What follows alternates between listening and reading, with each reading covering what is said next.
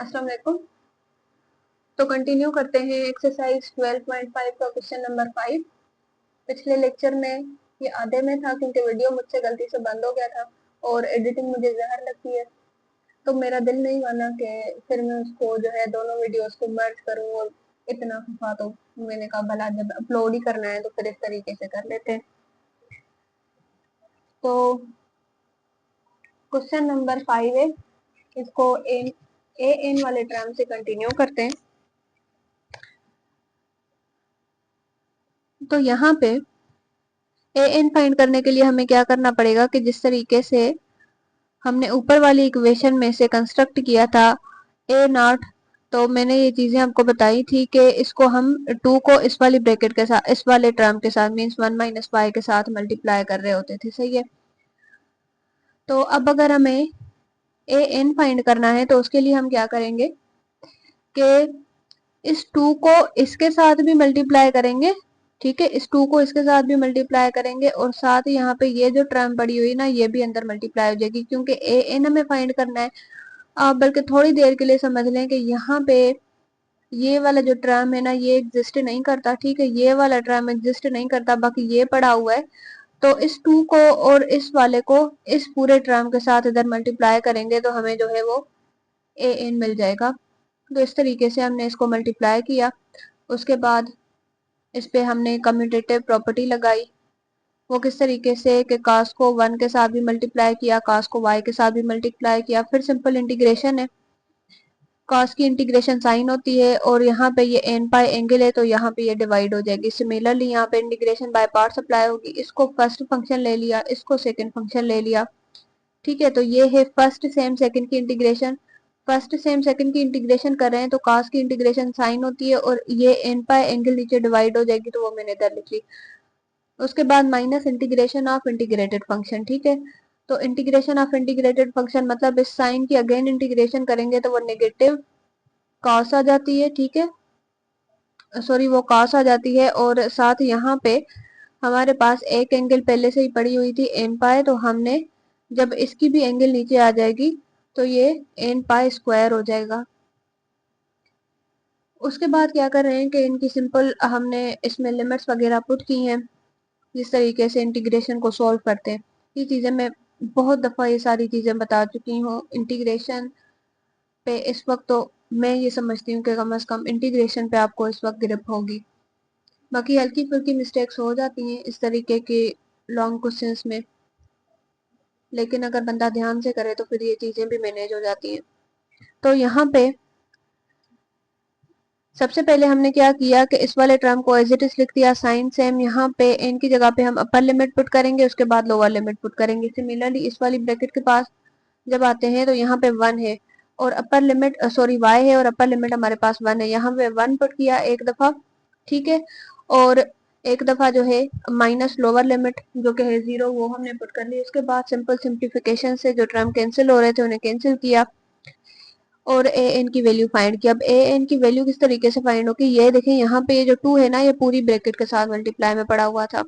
सब कुछ तो हमारा कैंसिल हो गया, बचता सिर्फ ये टर्म है, तो इसके साथ 2 मल्टीप्लाई होगा और ये जो कास एन पाई है ये नेगेटिव 1 की पावर एन होता है। और साथ यहाँ पे हमारे पास टर्म है कास एन पाई, ये गलती से मैंने कैंसिल कर लिया, ये कैंसिल नहीं हो रहा। ये जो है कास एन पाई इंटू 0, तो कास 0 1 के इक्वल होता है। ठीक है, तो यहाँ से ये हमारे पास 1 आ गया। उसके बाद क्योंकि यहाँ पे माइनस की साइन थी तो मैंने अंदर से भी माइनस को कॉमन निकाल लिया, अंदर से भी माइनस को कॉमन निकाल लिया तो ये पॉजिटिव में हो जाएगा और 1 जो है वो इस साइड पे आ जाएगा। उसके बाद हम क्या करते हैं कि जब फाइनली हमारे पास ए एन की वैल्यू आ गई है, यहाँ से हमारे पास ए एन की वैल्यू आ गई है तो हमने सिंपली इसमें ए एन की वैल्यू पुट कर ली। ए एन की वैल्यू के साथ यहाँ पे हमारे पास टर्म था वो स्टार्टिंग में जो हमने क्वेश्चन में ये वाली 2 अजम्पशंस ली थी कि ये जो कास नॉट है सॉरी जो सी नॉट है वो ए नॉट ओवर 2 के इक्वल है और ये जो ए एन है ये A N into sine N पाई के इक्वल है, जो कि हमने इधर से इसके अजम्पशंस ली थी। इस वाले को ये जो पूरा टर्म है इसको हमने ए एन के सपोज किया था और इसको हमने ए नॉट ओवर 2 के सपोज किया था। ठीक है, तो जब हमारे पास ए एन की वैल्यू आ गई है तो हमने उस वाले टर्म में जाके वैल्यूज वापस से पुट कर दी, तो फाइनल हमारे पास ए एन की वैल्यू आ गई थी जो रिक्वायर्ड है। जब ए एन की वैल्यू आ गई है उसके बाद आपने यहाँ पे इसका जो जनरल फॉर्मेट होता है of all the non trivial parts of the solution उसमें पुट कर दिया और आंसर आपको जो रिक्वायर्ड था वो मिल गया। उसके बाद करते हैं इसका क्वेश्चन नंबर 6। मैं क्वेश्चन लिख देती हूँ।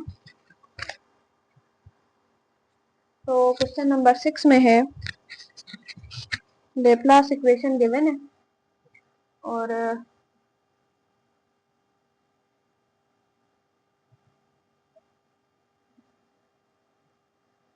साथ इसकी boundary conditions. Question number 6, Laplace equation given है जो कि हमारे पास होती है डावा u ओवर डावा एक्स स्क्वायर। इस इक्वेशन को यूज करके इन्होंने बोला है कि इसको सॉल्व करें डावा u ओवर डावा y square which is equal to the 0। साथ इसकी जो बाउंड्री कंडीशंस गिवन है, इसकी बाउंड्री कंडीशंस वो है u of 0y which is equal to the g of y और दूसरी है डावा u ओवर डावा x at x is equal to the 1 is equal to the 0। उसके बाद है डावा u ओवर डावा y at y is equal to the 0 which is equal to the 0। फिर आता है डावा u ओवर डावा y at y is equal to the pi which is equal to the 0। अब इन कंडीशंस के अकॉर्डिंग क्वेश्चन को सॉल्व करना है। मेथड अगेन सेम है, सब एज इट इज क्वेश्चन है। डिफरेंस जो है वो हल्का फुल्का डिफरेंस है कंडीशंस में। तो wave equation sorry Laplace equation जो है उसको हम इस तरीके से लिख रहे होते थे कि x double dash into y plus x double dash into y plus x y double dash is equal to the 0। इसको एक्स वाई पे डिवाइड करने पे और साथ जो है वो लेमडा नेगेटिव लेमडा के इक्वल इसको कर लेते हैं तो फिर हमारे पास जो इक्वेशंस बनती हैं तो वो हमारे पास इक्वेशंस बन जाती हैं एक्स डबल डैश माइनस या प्लस, किस तरीके की इक्वेशन थी? मेरे ख्याल से तो यहाँ पे माइनस था, लेकिन वेरिफिकेशन के लिए इसको चेक कर लेते हैं। तो अगर इसको करेंगे डिवाइड करेंगे इसको तो यहाँ पे हमारे पास इक्वेशन इस तरीके से बन जाएगी that x double dash over x which is equal to the negative lambda और दूसरी आ जाएगी y double dash over y which is equal to the lambda. क्योंकि ये वैसे ही उस साइड पे जाके माइनस में हो जाता है ना वाई वाला, तो माइनस माइनस में कैंसिल होकर ये पॉजिटिव हो जाता है। तो यहाँ पे ये बन जाएगा x double dash positive lambda x which is equal to the 0 और ये हमारे पास बन जाएगा y double dash minus lambda y is equal to the 0। तो ये पॉजिटिव में है और ये वाली इक्वेशन नेगेटिव में है। तो इसके जब फर्स्ट केस पे चले जाएंगे for lambda which is equal to the 0, अगर हम लेमडा को इक्वल टू द 0 कर लेते हैं तो क्या बनता है? तो फर्स्ट इक्वेशन में आ जाएगा x double dash which is equal to the 0 और सेकेंड इक्वेशन में आ जाएगा y double dash which is equal to the 0। X हमारे पास इक्वल होता है यहाँ पे let's say c1 x plus m1 integration का constant, y of y will be equal to the c2 y m2 integration का कांस्टेंट है ये m2। उसके बाद इसकी जरा कंडीशंस बना लेते हैं। इस इक्वेशन के इस क्वेश्चन के अकॉर्डिंग कंडीशंस बना लेते हैं। तो कंडीशंस जो हैं वो ज़्यादा हमें y में गिवन है, तो अगर हम इसमें से कंडीशन बनाएंगे तो ये हमारे पास बनेगा, क्योंकि डेरिवेटिव में पड़ा हुआ है तो ये बनेगा y dash of 0 y dash of 0 which is equal to the 0 और यहाँ से अगर हम कंडीशन बनाएंगे तो ये बन जाएगा y dash of pi which is equal to the 0। ठीक है, तो क्योंकि ज्यादा conditions according to y given है और x वाले में बनाएंगे तो ये हमारे पास बन जाएगा x dash of 1 which is equal to the 0। तो हम y में कंडीशंस पुट कर लेते हैं। डेरिवेटिव इन्वॉल्व था तो इसका भी डेरिवेटिव कर लेंगे, y dash of y which is equal to the, इसका डेरिवेटिव करेंगे तो वो हमारे पास c2 आ जाएगा। ठीक है, इसका डेरिवेटिव c2 आ जाएगा और साथ कंडीशन अगर पुट कर लें तो कंडीशन थी y dash of 0 which is equal to the 0, तो ये बन जाएगा y dash of 0 which is equal to the c2, क्योंकि y तो हमारे पास यहाँ पे है नहीं, केस में पुट करें तो ये बन जाएगा 0 will be equal to the c2, c2 की वैल्यू 0 आ गई। सही है, जब c2 की वैल्यू 0 आ गई है, और चलें दूसरी कंडीशन भी पुट कर लेते हैं, बाद में इसको डिस्कस करते हैं। दूसरी कंडीशन हमारे पास है y dash of pi which is equal to the 0। अब ये वही वाली बात है कि y डैश ऑफ अगर पाई करें तो यहाँ पे तो हमारे पास y है ही नहीं ना, यहाँ पे y है ही नहीं, केस में जो है वो पाई को पुट करें तो ये वाली कंडीशन तो किसी काम की नहीं बनी। तो अब c2 का वैल्यू जो है वो 0 आ गया। जब c2 का वैल्यू 0 आ गया है तो यहाँ पे ये बन जाएगा y of y will be equal to the c2 0 कर लेते हैं, मतलब कि ये वाला टर्म 0 हो जाएगा और हमारे पास ये y जो है वो m2 के इक्वल आ जाएगा। सिमिलरली x की भी जो कंडीशन थी वो डेरिवेटिव में थी, तो इसका डेरिवेटिव कर लेते हैं। ये हमारे पास बन जाएगा, इसका डेरिवेटिव करेंगे तो ये बन जाएगा m1। इसमें कंडीशन अगर पुट करेंगे तो x में कंडीशन हमारे पास थी x dash of 0 which is equal to the 0 if I am not mistaken, x dash of 1 which is equal to the 0, x dash of 1 which is equal to the 0, तो ये बन जाएगा x dash of 1, तो यहाँ पे ये m ही बनेगा m1, क्योंकि वेरिएबल है ही नहीं कि हम जो है वो कंडीशन को पुट करें, तो ये बन जाएगा 0 will be equal to the m1। अगर 0 जो है m1 जो है वो 0 के इक्वल है तो यहाँ पे ये चीज हमारे पास बन जाएगी कि c1x। ठीक है, यहाँ पे हमारे पास ये बन जाएगा c1x।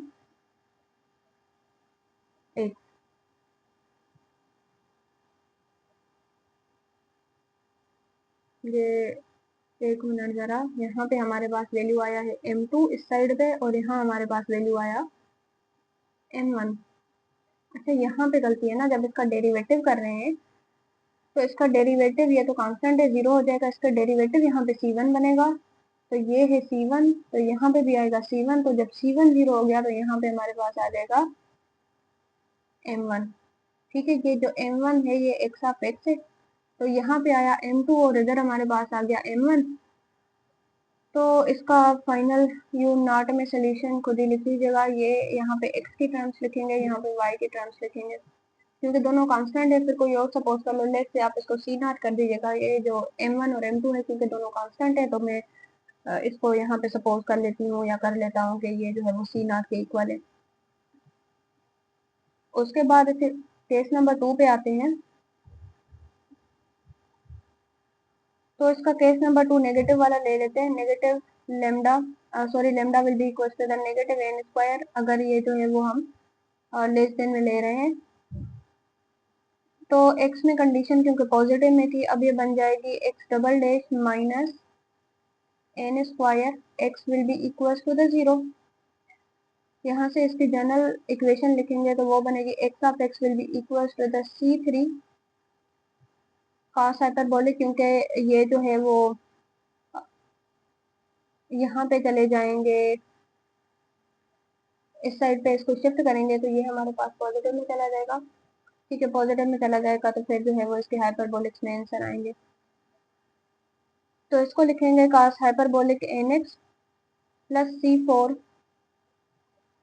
Sine hyperbolic nx।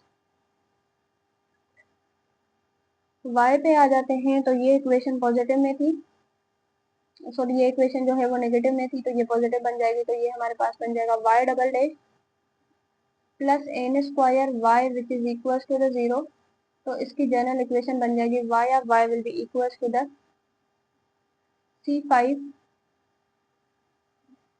अब जो है n स्क्वायर को दूसरी इसकी कैरेक्टरिस्टिक इक्वेशन बनाएंगे सबसे पहले, तो फिर n स्क्वायर को दूसरी साइड पे शिफ्ट करेंगे तो ये नेगेटिव में चला जाएगा, नेगेटिव मीन्स के कॉम्प्लेक्स रूट, तो कॉम्प्लेक्स को हम लिख रहे होते थे, कॉम्प्लेक्स का रियल वाला पार्ट एक्सपोनेंशियल के साथ होता है और बाकी जो है वो ट्रिग्नोमेट्रिक फंक्शंस में आ जाता है। एक्सपोनेंशियल जो पार्ट है इसका वो 0 बन जाएगा, क्योंकि इसके पास सिर्फ कॉम्प्लेक्स पार्ट होगा, रियल पार्ट नहीं होगा। तो ये बन जाएगा C5 will be equal to the cos ny plus C6 sin ny। उसके बाद क्योंकि हमारे पास ज्यादा कंडीशंस y के अकॉर्डिंग है, तो हम सबसे पहले y को सोल्व करेंगे। तो y में कंडीशन थी y dash of 0 which is equal to the 0। तो इसके लिए हमें इसका डेरिवेटिव भी करना पड़ेगा। ये बन जाएगा y dash of y will be equal to the C5 cos का डेरिवेटिव करेंगे तो ये नेगेटिव साइन बनता है, नेगेटिव साइन यहाँ लगा दें, नेगेटिव साइन, और एंगल आगे मल्टीप्लाई हो जाएगी और ये बन जाएगा sine ny plus C6, angle इधर मल्टीप्लाई करें, साइन का डेरिवेटिव बनेगा cos ny। ये बन गया इसका डेरिवेटिव। अब कंडीशन को पुट करेंगे तो ये बनेगा y dash of 0 will be equal to the negative C5 n sin n0 plus C6 n cos n0। ये बन जाएगा 0 will be equal to the negative C5, बल्कि यहाँ पे ये वाला जो टर्म है ये पूरा 0 बन जाएगा, और cos जो है 0 है वो 1 के इक्वल होता है। तो यहाँ पे हमारे पास वैल्यू आ जाएगा 0 will be equal to the C6। तो C6 यहाँ पे 0 आ गया। दूसरी कंडीशन को पुट करें तो दूसरी कंडीशन यहाँ पे हमारे पास है y dash of pi will be equal to the 0। ठीक है, y dash of pi will be equal to the 0। तो ये बन जाएगा y dash of pi will be equal to the negative C5, और यहाँ पे चीज के जो है C6 वाला टर्म है ये ऑलरेडी 0 बन चुका है, तो ये यहाँ पे खत्म है। C5 will be equal to the n sine n pi. तो ये बन जाएगा 0 will be equal to the C5। अब जो साइन n पाई है, साइन n पाई भी 0 के इक्वल होता है, तो यहाँ पे ये जो C5 का वैल्यू है वो भी 0 आ गया। जब हमारे पास y भी 0 आ गया तो मतलब सोल्यूशन ट्रिवियल बन जाएगा। जब सोल्यूशन ट्रिवियल बन गया तो हम इसको x के लिए सॉल्व नहीं करेंगे, क्योंकि ऑलरेडी इसका सोल्यूशन ट्रिवियल आ चुका है। उसके बाद चलते हैं इसके थर्ड केस की तरफ। ठीक है, इसके थर्ड केस में आते हैं और हम कहते हैं यहाँ पे let k for lambda which is equal to the n square, क्योंकि अब जो है वो हमने ग्रेटर देन वाला केस लिया है, तो ये यहाँ पे n स्क्वायर के इक्वल आ जाएगा। मैं इसको इधर छोड़ रही हूँ, आप जो है इसको कंटिन्यू कर लीजिएगा। थोड़ा सा मैं आपको बता देती हूँ, प्रीवियस ही मेथड है, कोई इतना डिफरेंस नहीं आ रहा। मैं मार्कर वर्कर चेंज कर लेती हूँ ताकि चीजें फिर आपको सही तरह से समझ आए। तो n स्क्वायर वाले पॉजिटिव वाले केस में चलेंगे तो यहाँ पे ये चीज यहाँ पे पॉजिटिव बन जाएगी, मीन्स के यहाँ पे जब आप x को करोगे तो ये पॉजिटिव हो जाएगा और यहाँ पे ये y वाला नेगेटिव में आ जाएगा। सही है, तो होगा क्या कि क्योंकि अब ये पॉजिटिव है तो इसके रूट्स जो हैं वो ये वाले रूट्स बनेंगे। यहाँ पे y की जगह पे आप x लिख दोगे, और क्योंकि अब ये नेगेटिव है तो y के जो रूट्स हैं वो ये वाले रूट बनेंगे। ठीक है, अब इस x की जगह पे आप y लिख दोगे। उसके बाद आपने क्या करना है कि इसमें कंडीशंस पुट कर लेनी है। अब दोनों केसेस को मीन्स x और y को साथ लेके चलें, या भले आपकी मर्जी चाहे तो y को पहले सॉल्व कर लें अकॉर्डिंग टू द कंडीशंस।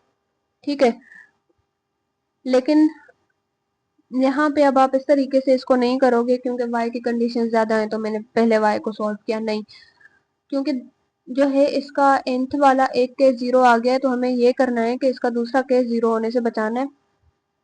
तो पॉसिबल चांसेस ये हैं कि अब यहाँ पे किसी एक में से आपके पास इस n की वैल्यू आ जाएगी। ठीक है, इस n की वैल्यू आ जाएगी किसी भी एक से, और वो जो n की वैल्यू आएगी ना, वो अब आप जब इसको सॉल्व करोगे तब आपको ये चीजें पता चलेगी। या तो वो n की वैल्यू k पाई आएगी, या के पाई ओवर ए आएगी। इस तरीके से कुछ एन की वैल्यू आएगी, जिस तरीके से हम पीछे करके आए हैं। तो जब एन की वैल्यू आ गई है, उसके बाद आपने इसको सिंपली सॉल्व करना है। वो एन की वैल्यू किस तरीके से आती है कि हमारे पास केसेस बन जाते हैं कि एक कांस्टेंट ऑलरेडी 0 हो चुका होता है, तो फिर हम कहते हैं कि जो इसका दूसरा कांस्टेंट है ना, तो उसको हम 0 नहीं बनाना चाहते, तो ये जो साइन वाला टर्म है उसको हम 0 कर लेते हैं। तो साइन वाले टर्म को आपने 0 कर लिया, तो फिर जो है वो एन की वैल्यू फाइंड करने के लिए एन को दूसरी साइड पे, एन एक्स को या एन पाई को, जो भी चीज यहाँ पे बन रही है उसको दूसरी साइड पे रखें, और बाकी ये जो साइन वाला टर्म है उसको दूसरी साइड पे शिफ्ट करेंगे, वो इनवर्स में चला जाएगा। साइन इनवर्स एन पाई के इक्वल होता है। लेकिन हम यहाँ पे ऑलरेडी एन एन बहुत यूज कर चुके हैं, तो आप यहाँ पे इसको के लिखेंगे। तो आप बोलोगे कि ये जो साइन इनवर्स ऑफ 0 है ये के पाई के इक्वल होता है। तो अब यहाँ पे एन की वैल्यू या तो ये निकल के आएगी या ये निकल के आएगी। अब यहाँ पे ए क्यों है, पर मेरे ख्याल से यहाँ पे ये वाली वैल्यू नहीं आएगी, ये डेफिनेटली वैल्यू नहीं आएगी। तो यहाँ पे आपके पास एन की वैल्यू यहाँ पे के पाई आ जाएगी। ठीक है, एन की वैल्यू यहाँ पे इसकी के पाई आ जाएगी। एन की वैल्यू सिंपली सोल्यूशन फाइंड करें, एन की वैल्यू उसमें पुट करें, उसके बाद आपको इसका जनरल सोल्यूशन मिल जाएगा। जब जनरल सोल्यूशन इसका मिल जाएगा तो तब आप क्या करोगे कि जितने भी इसके नॉन ट्रिवियल केसेस बने, मीन्स के first case for lambda is equal to 0 वो हमारा नॉन ट्रिवियल बना, और दूसरा ये केस आपने नॉन ट्रिवियल करना है।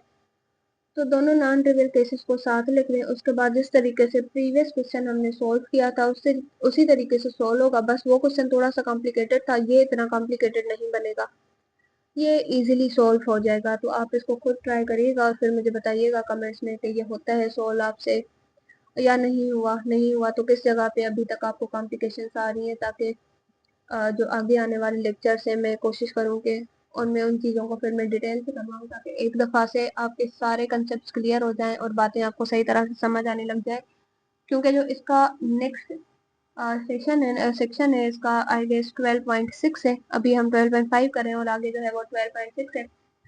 वो थोड़ा सा कॉम्प्लिकेटेड है, बाउंड्री वैल्यू प्रॉब्लम्स ही हैं उसमें भी, लेकिन वो थोड़ा सा कॉम्प्लिकेटेड है। तो ये चीज़ें आप सही तरह से क्लियर कर लें, ताकि जो है वो उसको आप सही तरह से पढ़ सकें।